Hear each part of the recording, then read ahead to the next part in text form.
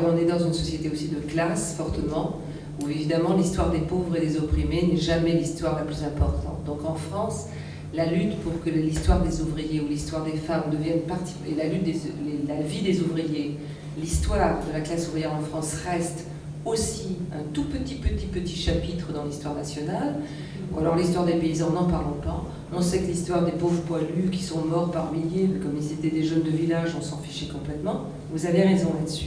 Vous avez absolument raison que l'histoire des pauvres, des opprimés qui sont ouvriers, paysans, femmes de ménage, domestiques, enfin tout ça, c'est une histoire qui n'intéresse pas les grands.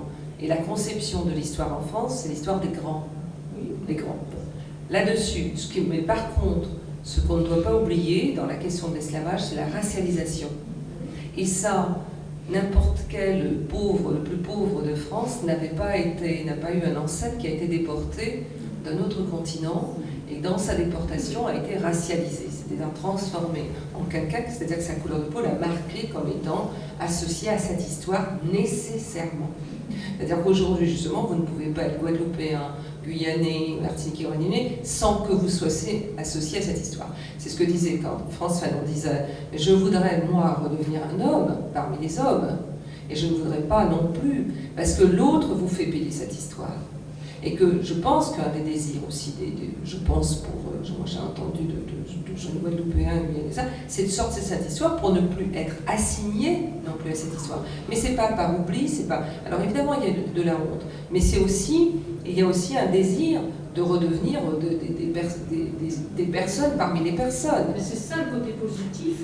Oui, enfin c'est pas, moi les termes positifs ou pas positifs, je trouve toujours ça un peu La question de la honte, elle est évidemment interne et externe.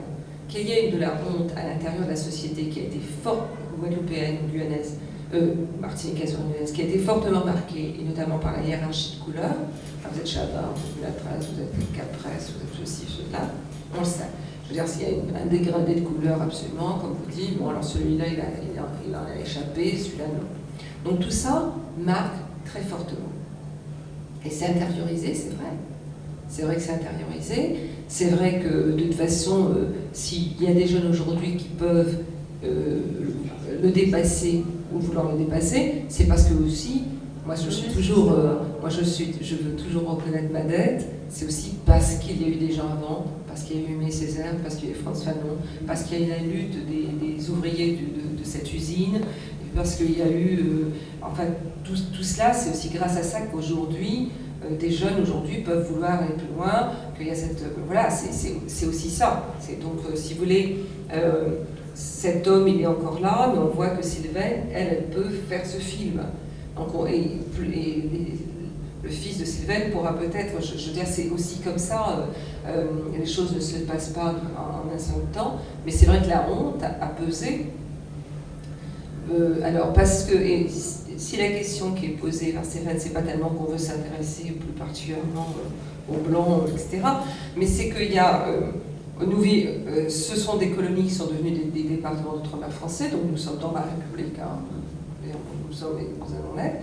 Donc on ne peut pas, on peut évidemment mettre ça à distance, mais on ne peut pas complètement l'ignorer.